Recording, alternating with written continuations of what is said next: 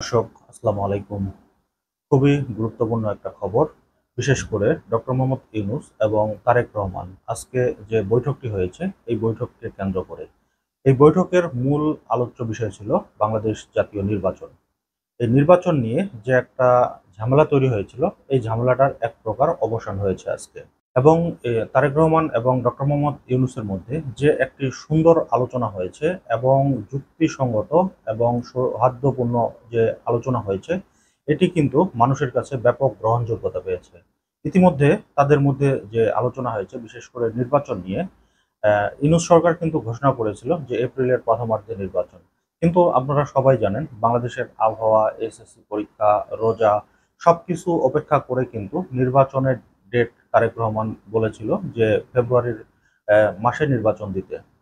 আমি যদি দৈনিক যুগান্তর থেকে কোট করি, খবরে বলা হয়েছে, বিশেষ করে তারেক রহমানের পক্ষ থেকে যেই কথাগুলো বলা হয়েছিল, শুক্রবার প্রধান উপদেষ্টার ভেরিফাইড ফেসবুক পেজে এক পোস্টে জানানো হয়, লন্ডনে সফররত প্রধান উপদেষ্টা ডক্টর মোহাম্মদ ইউনূস ও বিএনপির চেয়ারপারসন তারেক রহমানের মধ্যে অত্যন্ত সৌহার্দ্যমূলক পরিবেশ অনুষ্ঠিত হয়।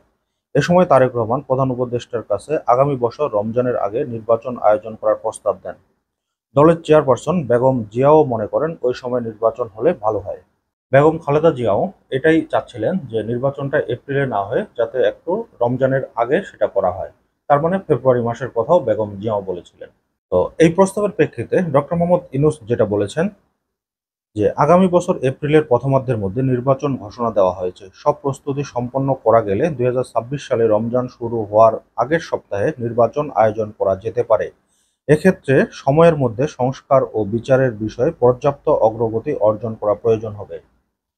ইউনূস সাহেব যেই সত্যটি দিয়েছেন সেটা হচ্ছে সংস্কার এবং বিচার প্রক্রিয়া। এই দুটি কাজ যত দ্রুত সম্ভব সম্পন্ন করার কথা বলেছেন ইউনূস সাহেব, এবং ভবিষ্যতে যাতে এই সংস্কার কার্যক্রম অব্যাহত থাকে এবং বিচার কার্যক্রম অব্যাহত থাকে, এই ব্যাপারটা ইউনূস সাহেব তারেক রহমানকে শর্ত দিয়েছেন। পরে তারেক রহমান প্রধান উপদেষ্টার এই অবস্থানকে স্বাগত জানান এবং দলের পক্ষ থেকে তাকে ধন্যবাদ জ্ঞাপন করেন।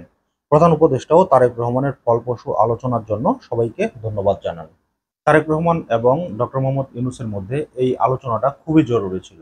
কারণ ইতিমধ্যে বাংলাদেশের রাজনীতিতে সরকার এবং বিএনপির মধ্যে যে একটা অবস্থান তৈরি হয়েছিল, এই আলোচনার মধ্যে কিন্তু সেই অবস্থানটা স্পষ্ট একটা রেখা পেল। এবং সব দলের মধ্যে নির্বাচন নিয়ে যে আলোচনা হচ্ছিল, সমালোচনা হচ্ছিল, সেটার একটা স্থায়ী সমাধান হলো। তো এখন সবকিছু ঠিকঠাক থাকলে ফেব্রুয়ারি মাসের প্রথমার্ধেই জাতীয় নির্বাচন হবে বলে আশা করা যায়। ইউনূস সাহেব যেহেতু একটা গ্রহণযোগ্যমূলক নির্বাচন উপহার দিতে চাচ্ছেন, এখন আসলে দেখার অপেক্ষায় তিনি কতটুকু গ্রহণযোগ্যমূলক নির্বাচন জাতিকে উপহার দিতে পারেন।